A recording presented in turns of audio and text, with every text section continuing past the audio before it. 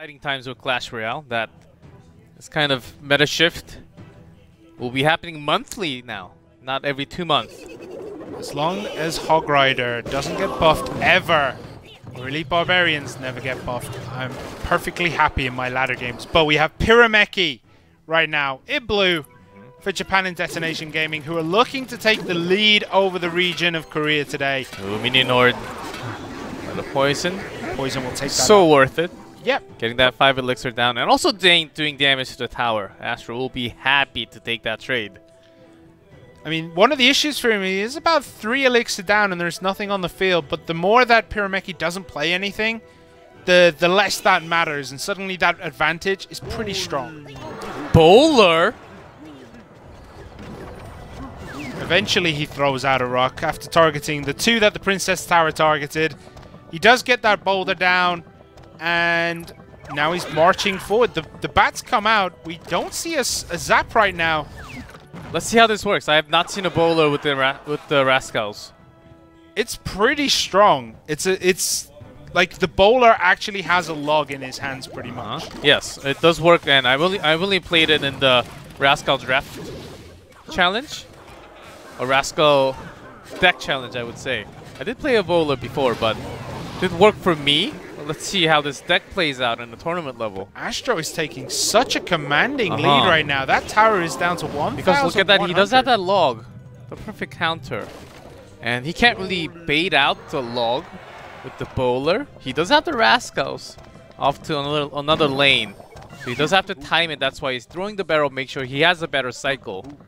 Yeah, Pirameki is not in the strongest position right now, but his deck is very interesting, combining the bowler and the Rascal, splitting the Rascal girls up here. But look at that miner in the back of the bottom left. It is doing so much damage to the tower. Uncontested. Astro throws down his own Rascals right now. They do get logged, but there is nothing remaining here really for Pirameki. So look how full Pirameki holds his elixirs all the time. He was wasting so much when Astro can actually do direct damage with the miner. At least few hits, and also the poison landing direct hit onto the tower. Yeah, this is Pirameki's chance now. He has to push really hard in this push. With everything, but look at the poison. The logs are going to come in now too. No, uses the spear goblins instead, and bats being summoned. This is really bad for Pirameki. Look at that miner. He's going to come with the bowler. Let's get it away from the tower a little bit, but still. Look at that, down to 5 of 4. None of the bats connected onto the tower. Really good Pirameki there. That was very lucky. His Rascals managed to take the full brunt of those bats, meaning his tower was pretty much unaffected from that push. A mirror used for another Rascals from Pirameki, but will lose elixir a little bit more. He has to really go in though. Poison plus the miner may just finish the game. Will be very close with the damage. Yeah, the Rascal twins there just taking care of the miner, but anything can come down now. The poison will finish this. The log will bring it so close. The miner will finish it as well. Yeah. There's so many options to finish this game right now for Astro. Summons the miner, but the miner does get taken down, but that poison spell will finish it off. Astro taking game number 1 against Pirameki. Mirror card. Believe he was holding on. Here we go. Astro and Pirameki. Pirameki and Astro going head to head here in game number 2. We saw a fantastic play. Fantastic offensive showing from Astro last time. And Pirameki's defense just wasn't quite there to hold it off. Can he change it around in game number 2? Let's see. It's this time Astro bringing that barrel. So Rascals cleaned up that quite nicely, and suddenly it's looking pretty bad for Astro already. Pirameki looks like he's in a very strong position. The Rascals come very far forward. Skeleton's been summoned to take out the Rascal girls, though. That finishes that. Ooh, does not finish it with the Princess throwing the arrow all the way from the other side. So doing great amount of damage actually to both sides. Pirameki gets caught with lots of damage. Hog Rider. Haven't seen that card for a long time. Except on ladder. But there we go. Prince does take down the Royal Ghost. Charges in right now. Is he going to connect? No. The Ice Golem there does take away that aggro, and a Fireball used. right there. Because the log was used right before, Pirameki had to have something to deal with the barrel. And he's already down to 1484. He has to use that fireball. Yeah, no choice there but to take the negative elixir trade. Princess comes in, gets one, maybe two. No. Rascal Boy and the Rascal Girls there take it down instantly. Rascals versus Rascals. Hog Rider coming in from the back. The log does come down. Take out those Rascal Girls. But the Hog Rider goes down before it even gets near the tower. 2,102 remaining for Astro. But Pirameki's tower, 1,344. Waiting for the spell to be used. Spear Goblin connecting there. Got 3 spears. Yeah, pretty valuable Spear Goblin there. The barrel comes in. There's the fireball again. He cannot afford to take any more damage. Princess is going to get one shot off, and then the Royal Ghost is just going to finish it in one shot.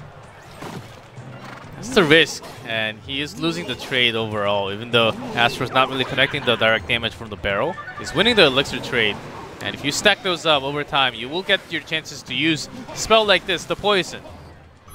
Poison does a lot of work, and the Royal Ghost coming in. One of the cards that does have a very high win rate. 3 Musketeers being dropped down, but way too close to the bridge, actually. Hog Rider takes a lot of the damage instead, so 2 of them will survive. How much work can 2 Musketeers do? They Skeleton's do a lot. not in time.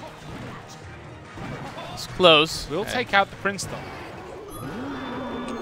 There's the barrel. Fireball. No, this time uses the Rascals. That means they do get 4 shots in there. 506 remaining on that tower. That tower is now very low. Poison is on the table. 2 poison with a log will be it, but this one as a defensive tool just now. You don't want those. This Hog Rider will actually connect a decent amount of damage in this case. Oh, actually the log catching few of the members from the Goblin Gang as well.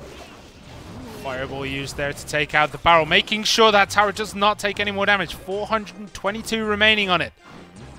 And his defense now needs to be inch perfect. Pirameki is suddenly playing so much better of a defense and also offense after the 3 Musketeers, but let's see. Time's running out. Working for Astro. 1 single tower. In overtime, we'll finish the game. Yeah, his push. And this may just be it with Princess hitting one more hit, and that's game over. The Princess there with the 360 no-scope, turning around, looking at the Hog Rider while shooting behind her, taking out that tower. Here we go. Koo+Lewis in blue for Detonation Gaming at the bottom of the screen. Howl and QMills for OGN Entus at the top. And there is the Golem. But look what is in Detonation Gaming's hand. They have 2 Inferno Dragons and an Electro Wizard. Does have the Tombstone for OGN Entus as well, so can have some defensive move. We'll see. As Poison, doing great amount of value, pushing out the units, and everything in the back line is getting deleted over time. Yeah, both teams kind of trading their back lines here, but there's so much still remaining. Dark Prince charging into the tower, doing direct damage. 3 shots. There's the balloon as well. Oh, the freeze to stop the balloon and the Infernal Dragon, but only for some time. Yeah, but once that freeze came down, I saw a little nod from Howl and QMills like, okay, they have freeze, but that gives us a little bit of an advantage coming in here now, because that freeze doesn't do any damage. It's 3-4 elixir, and it's just slowing everything down. 4 elixir, but they have their own freeze. Yes, as you can see that's at the top. The thing. Detonation Gaming does not know that yet, but OGN Entus, they have the information that your opponent has the freeze, so you may actually have a freeze on top of a freeze. That's very likely to happen. OGN Entus keeping their key cards still. The last time it was a Rage, maybe Detonation Gaming just thinking, oh, we gotta watch out for the Rage timing only. The Prince is going to come in. Is it going to connect? It connects onto the Golem, dealing some good damage there. But the Golem, look how much damage that Golem has done. 800, 700, 600, 595 remaining on that tower.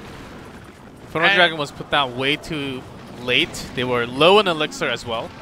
They were also trying to dodge the damage from Poison, but the second Poison ended up coming from OGN Entus anyhow. There's a Rage once again.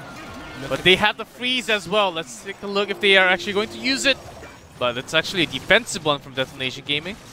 The offensive one, if it was going to come, it would have come there, making sure that it connected to the tower, but no need. This is when you want to use freeze. right there, right on the bridge, making sure that your tower can help the defense. But the main damage coming from the graveyard. Look at the damage is going in from the skeletons. All the way down to 745. So much work done by those little skeletons. Look at that late poison. Oh, man. OGN ENTUS. I feel like that poison should have been used on the defense straight away. Only 11 seconds left, though. It's literally going for the tower. Can we make this attack happen? Spamming all the spells. Poison coming down, I believe, right there on the tower. 211, 184. But there is still so much here. Freeze. There's the freeze. The golem going straight in, but the rest of the damage from the spells. OGN ENTUS, they were spamming everything because the timer ran out with the overtime. Trying to gather something happened. That graveyard was scary. That was so match point for OGN ENTUS. 3 wins in a row. And all they need is a 4th. Once again, we see the golem this time with the prince behind and a zap. Just a cycle. He's waiting for the card. Here we go. We have both princes charging up here. The Inferno Dragon summoned. Poison going down. There's so much going on right now. That golem does push. Another great poison from OGN ENTUS, catching basically all the units. The golem did fall before it reached the tower, though, but there has been a little bit of damage done due to that poison. 2,318. Not the strongest of finishing pushes, but both teams traded very fairly, very equally. All they have to do is now they have their second one. But this time, Rage spell is available for OGN ENTUS. They can speed everything up. And the push with the P.E.K.K.A is kind of slow, so look how fast it goes once it's raged. So much being done in the middle. That golem from Detonation Gaming is already split. And it's dead. And there is so much here still remaining. Even the P.E.K.K.A will be going down. This can actually... Oh, down to 342. Inferno Dragon did a lot of damage, but there were way too many units to... A Rage on top with the balloon. The Inferno Dragon does connect. The Mega Minion is there. Was zapped. Reset. Gets one bomb. Almost got that second bomb off. Down to about 1,300. But there is still 258 hit points on that bottom right tower, which puts Detonation Gaming very much on that back foot. All they have to do is just defend. But instead they are switching lane because that tower is in the lethal range with poison and a zap once again. So double the golem, and bad news for Detonation Gaming. They just dropped the prince and the golem to the right side. Yeah, but this might give us that trade situation, and they do have that P.E.K.K.A. P.E.K.K.A is very, very good against the golem. But look how much is being put in behind that golem there. We see the prince, we see the Dark Prince, we see the Mega Minion. Tombstone has to come in to try and distract everything there. And if this connects all onto the tower, that tower will go down. Golem is gone, though. Dark Prince is still there. Takes down the tower. The Golemites standing in front. Dark Prince, Mega Minion, everything going all down that tower. OGN ENTUS have to pull the trigger, take out their security. Detonation Gaming, they're going all in. OGN ENTUS just spent so much with the spells. And look at that. All the damage connecting so heavily onto that tower. Inferno Dragon tried to do the... Look at that rage! Look at the amount of units! Oh my goodness! Out of nowhere! All those units appeared under rage, taking down that tower from pretty much full HP to... Alright, Detonation Gaming, Koo+Lewis did lose game 1, but win game 2 in very much exciting trades there. And KING-ZONEDragonX and HAUL did lose that last game, but they seem to be sticking with a relatively similar deck, or maybe even going down back into game 1, I feel. Yeah, same decks, I think. And OGN ENTUS this time has the balloon as well. So big pushes from both sides. No Inferno Dragon being locked on because they already have the P.E.K.K.A as a defensive tool. We'll actually do over 600 of damage. A very good amount, but there's the balloon, there's the rage. The P.E.K.K.A is under there. And also Tombstone. Mega Minion gets taken out by the P.E.K.K.A, so balloon going straight. A freeze. Frozen. Just in time. But still going to take a little bit of bomb damage there. Nothing too bad, but the Electro Wizard is the perfect counter to the Inferno Dragon. No problems there. Nice, easy cleanup. Losing one guard and a shield, and the other guard goes down. And the Electro Wizard is just going to get 1 or 2 hits off on this tower before it falls. 1 hit. Okay. Golem, let's reset this push. Let's play the Golem. Let's play the Prince. Probably going to see the second Prince, the Dark Prince. All that is going to start coming up. But both teams are setting up this Golem push. But without the Prince pushing the Golem, it's actually very, very slow. And now they will with the double Princes, but look at the poison. Ooh, talk about value, landing on everything. And the Rage too, but everything for OGN Entus has been kind of caught up on the bridge, didn't get through to the tower. The tower did take some damage, but this is a very strong push. 2 Princes, P.E.K.K.A, Dark Prince. Dark Prince did go down. But that Mega Minion from behind, if that gets the charge, perfect timed log. Perfect timed log with the guard just to... Oh, that was close. That spear was about to hit the Princess on that tower.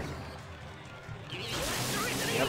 And Electro Wizard spawned at the back. Another Golem here. This is how you want to play it. Instead of committing everything to those 2 Golems, just start playing 1 Golem. Build the push behind that. A little bit of an early push actually spawned the Golem right next to the tower, and they wanted to balloon. That's the case. But Inferno Dragon does lock onto the balloon, gets deleted. But that's going to deal a lot of damage to any unit remaining underneath, which does bolster OGN Entus' push if they can clean up this Golem before it reaches their tower. 560 remain on that tower for Detonation Gaming. Very similar situation from game 1. OGN Entus, they need a little bit more damage to come in. Can they do it this time? Freezing that balloon in the right place, but do they have anything that can defend it now? The balloon will get 1 drop.